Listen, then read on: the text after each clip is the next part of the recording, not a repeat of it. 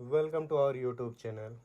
हम class accountancy का full course start करने वाले हैं, लेकिन चैप्टर पर जाने से पहले हमें अपना सिलेबस पता होना चाहिए कि हम पढ़ने क्या वाले हैं और कौन चैप्टर कितने नंबर का कवर करता है एग्ज़ाम में।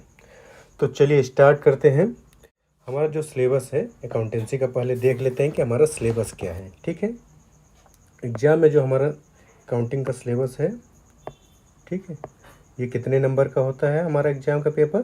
80 मार्क्स का होता है ये हमारा एग्ज़ाम। 80 नंबर का एग्ज़ाम होता है और 20 नंबर का प्रोजेक्ट होता है। ठीक है, आपका एग्ज़ाम जो होगा 80 नंबर का होगा। ठीक है, ये हमारा एग्ज़ाम हमारे दो पार्ट जो 80 नंबर का है, ये हमारे दो पार्ट है, पार्ट 1 पार्ट बी। ठीक है, पार्ट 1 में हमारे दो यूनिट हैं, यूनिट 1 यूनिट 2, और पार्ट बी में हमारा यूनिट 3 है। ठीक है, यूनिट 1 हमारा क्या है? Theoretical framework. इसमें हमारा अकाउंटिंग से रिलेटेड सारे थ्योरियाँ हैं।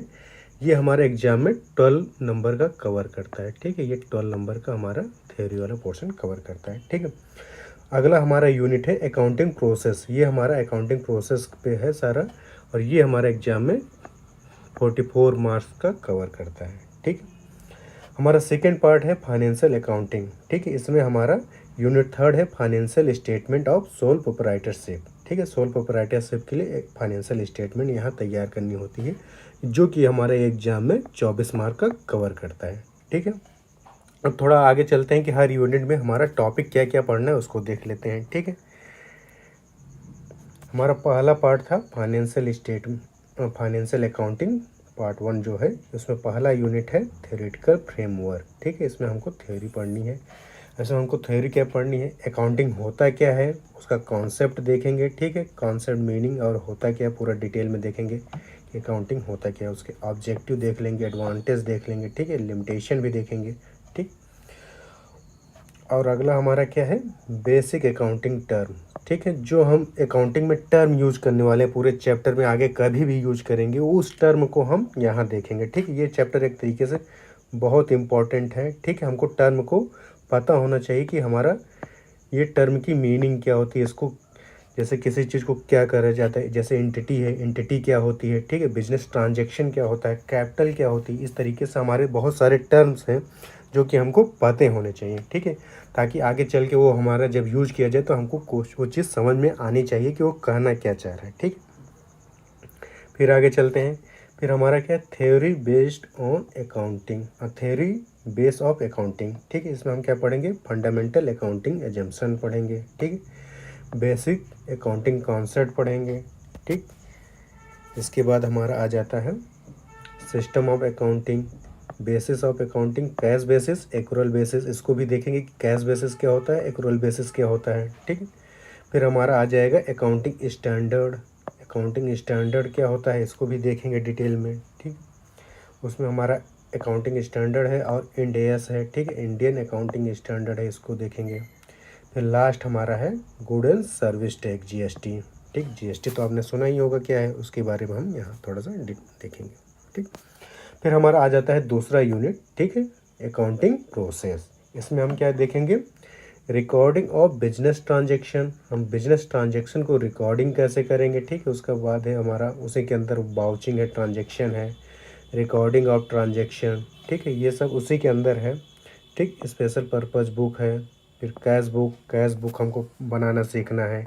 फिर उसके बाद हमारा purchase book, sales book, purchase return book, sales return book and journal proper बनाना देखना है। ठीक है, उसके बाद हमारा आता है कि हमको लेजर पता होना चाहिए। लेजर का फॉर्मेट कैसे होगा, कैसे बनाया जाएगा, posting from journal and subsidiary book. ठीक है, जो जर्नल हमने पहले बनाए थे, ठीक है, उसकी एंट्रियाँ हम यहाँ पोस्ट कैसे करेंगे लेजर में, ये सब हम भी देखेंगे। फिर उसके बाद है बैलेंसिंग ऑफ अकाउंट। ठीक, मोटा मोटी कहा जाए हम लेजर को बनाना यहाँ सीखेंगे। ठीक है, फिर उसके बाद आता है bank reconciliation statement. Bank reconciliation statement होता क्या है, इसकी ज़रूरत क्यों है। ठीक है, इसकी ज़रूरत कैसे क्यों है, और प्रिपरेशन कैसे किया जाता है, बनाया कैसे जाता है। ठीक है, ठीक, अब हमारा अगला जो चैप्टर इसमें है डिप्रिसिएशन, प्रोविजन एंड रिजर्व। ठीक है, डिप्रिसिएशन क्या होता है, प्रोविजन क्या होता है, रिजर्व क्या होता है, इस चैप्टर में उसमें डिटेल से पढ़ेंगे। ठीक है,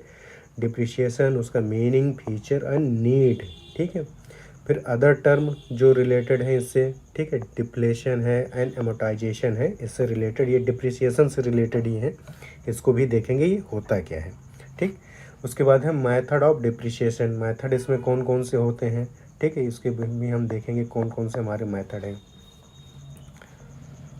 फिर उसके बाद चलते हैं प्रोविजन एंड रिजर्व, ठीक है, ये different between provision and reserve, हमारा प्रोविजन और रिजर्व क्या होता है, उसके बीच में डिफरेंस क्या होता है, इसको देखेंगे, ठीक है। और फिर टाइप्स ऑफ रिजर्व हम उसमें देखेंगे, ठीक है, टाइप्स ऑफ रिजर्व ये हमारे दिए गए हैं, इसको भी हम आगे चल के देखेंगे चैप्टर में, ठीक है। फिर हमारा अगला जो टॉपिक रहेगा वो है trial balance and rectification of error, ठीक है। ट्रायल बैलेंस क्या होता क्या है और इसको बनाते क्यों हैं, इसका ऑब्जेक्टिव क्या है, ठीक है, मीनिंग क्या है और प्रिपरेशन ये बनाएंगे कैसे, ये सब देखेंगे, ठीक है। उसके बाद हमारा आ जाता है एरर। एरर हमारा जैसे मान लीजिए कुछ हम कर रहे हैं, एंट्रियाँ कर रहे हैं, उसमें जो एरर हो जाएगा तो उसका हम यहाँ देखेंगे, ठीक है। इसमें हमारा क्या है, क्लासिफिकेशन ऑफ एरर और ओमिशन, ठीक है। जो एरर हमारा होगा उसका क्लासिफिकेशन कैसे होगा, ठीक है, ओमिशन का है, कमीशन का, ये सब उसके टाइप्स हैं, ये सब वहाँ हम देखेंगे, ठीक है। उसके बाद है detection and rectification of error, जो गलतियाँ हुई उसका डिटेक्शन कैसे करेंगे और उसका रेक्टिफिकेशन कैसे करेंगे, उसको सही कैसे करेंगे, ये चीज़ हम इसमें देखेंगे, ठीक है। प्रिपरेशन ऑफ सस्पेंस अकाउंट, ठीक है, ये भी एक इम्पॉर्टेंट पॉइंट है, सस्पेंस अकाउंट क्या होता है, इसका प्रिपेयर कब किया जाता है और ये कैसे बनता है, ठीक है। अब हम आ जाते हैं पार्ट बी पे। पार्ट बी हमारा क्या है, फाइनेंशियल अकाउंटिंग, ठीक है। यहाँ के हम क्या है, थर्ड यूनिट में दिया गया है financial statement of sole proprietorship. पहली चीज़ हमको पता होनी चाहिए फाइनेंशियल स्टेटमेंट हमारा क्या होता है और सोल प्रोप्राइटरशिप क्या होता है, ठीक है। ये चीज़ हम पहले उस पर डिस्कस करेंगे, फिर उसके फाइनेंशियल स्टेटमेंट में हमारा क्या क्या चीज़ आ जाता है, ये इसको पूरा चैप्टर हमारा इसी पे है, पूरा इसमें डिटेल में हम इसमें देखेंगे, ठीक है। जनरल इंटेलिजेंस जो पहले ही पढ़ चुके थे उसमें भी हमारा फिर से यहाँ देखा जाएगा, जैसे ट्रेडिंग एंड पीएल अकाउंट भी है हमारा, ग्रॉस प्रॉफिट क्या है, ठीक है। जो बेसिक टर्म भी पढ़ चुके हैं वो सब यहाँ भी हमारा फिर से आएगा, ठीक है। आगे देखें, यहाँ preparation of trading and PL account है, ठीक है। बैलेंस शीट क्या होता है, बैलेंस शीट बनाना यहाँ देखेंगे सोल प्रोप्राइटरशिप का विद एडजस्टमेंट के साथ, ठीक। फिर इनकम्प्लीट रिकॉर्ड, ये हमारा आखिरी पॉइंट है, इनकम्प्लीट रिकॉर्ड, ठीक है। Feature and reason and limitation, कभी कभी हमारा इनकम्प्लीट रिकॉर्ड रहता है, उसके बेसिस पे हमको क्या करना रहता है, प्रॉफिट एंड लॉस बनाना रहेगा, ठीक है। उसको भी हम देखेंगे, ascertain of profit and loss by statement of affair, ठीक है। अगर हमारा इनकम्प्लीट रिकॉर्ड है उसके बेसिस पे हम पीएल अकाउंट कैसे बनाएंगे, ये सब चीज़ कैसे करेंगे, ये हमारा यहाँ कवर होता है। इसके बाद हमारा पूरा सिलेबस कवर हो जाएगा, ठीक है। चलिए आज के लिए इतना ही, अगले चैप्टर अगले वीडियो में हम क्या करते हैं, स्टार्टिंग से बेसिक से हम स्टार्ट करेंगे पहले चैप्टर से। तब तक के लिए thank you, bye bye, take care.